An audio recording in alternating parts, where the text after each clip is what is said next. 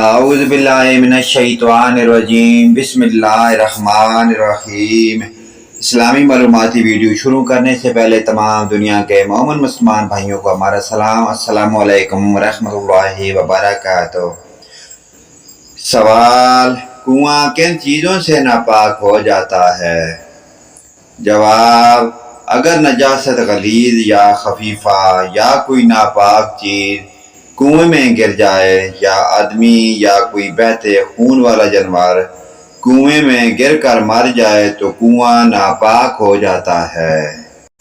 سوال: کیا ڈھیلوں کے بعد پانی سے طہارت ضروری ہے؟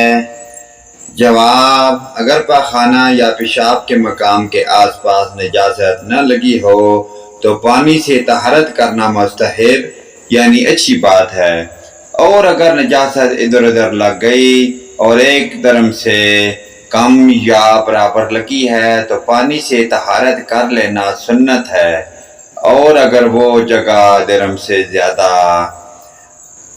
سن جائے تو دھونا فرض ہے، مگر ڈھیلا لینا اب بھی سنت ہے۔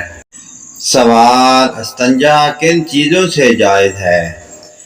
جواب: ڈھیلے کنکر، پتھر اور پھٹے ہوئے کپڑے سے استنجا کرنا بلا کراہت جائز ہے، بشرطے کہ یہ سب پاک ہوں۔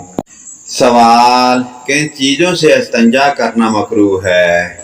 جواب: ہڈی اور کھانے اور گوبر، لید، پکی اینٹ، ٹھیکری، کوئلہ اور جانور کے چارے سے، اور ایسی چیز سے جس کی کچھ قیمت ہو اگرچہ ایک آدھ پیسہ ہی صحیح، ان چیزوں سے استنجا کرنا مکروہ ہے۔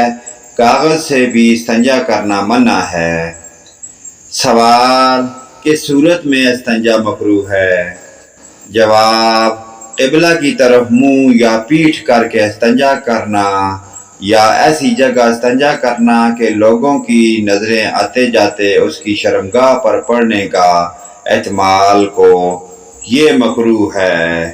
پیارے دوستو، ان پیاری دینی معلومات کو آگے اپنے والدین، رشتہ داروں، عزیز و اقارب حتیٰ کہ تمام مومن مسلمان بھائیوں کے ساتھ شیئر کریں۔ اللہ پاک کی ذات ہمیں 5 گانا نماز پڑھنے کی اور ان پیاری دینی معلومات پر عمل کی توفیق عطا فرمائے۔ ویڈیو اچھی لگے لائک، کمنٹ اور شیئر کریں۔ آمین یا رب العالمین۔